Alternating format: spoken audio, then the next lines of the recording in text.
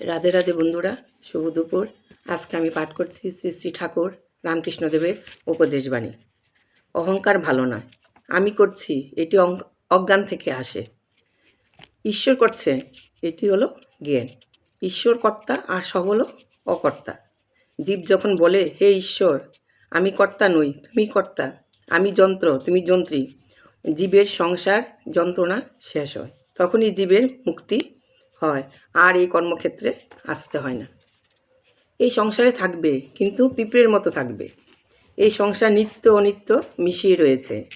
বালিতে চিনিতে মিশালে পিঁপড়ে যেমন চিনিটুকু নিয়ে নেয়, দুধে জলে একসঙ্গে মিশালে যেমন রাজহাঁস কী করে দুধটা নিয়ে নেয়, জলটা পরিত্যাগ করে। চিতানন্দ রস আর বিষয় রস আমাদের তাহলে কোনটা নিতে হবে? চিতানন্দ রস আমাদের আস্বাদন করতে হবে। আর পানকুটি গায়ে জল লাগলে কি করে? জল জেরে ফেলে দে। হ্যাঁ, ওর গায়ে জল লাগছে কিন্তু জলটা জেরে ফেলে দিচ্ছে।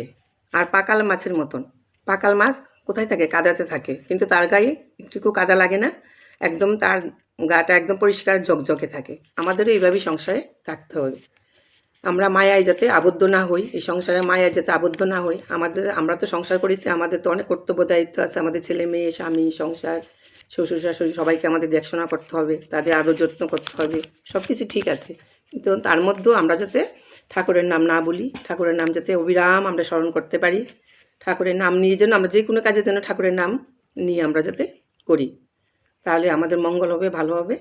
এই বলে আজকে রাখছি বন্ধুরা, তোমরা সবাই ভালো থেকো। রাধে রাধে।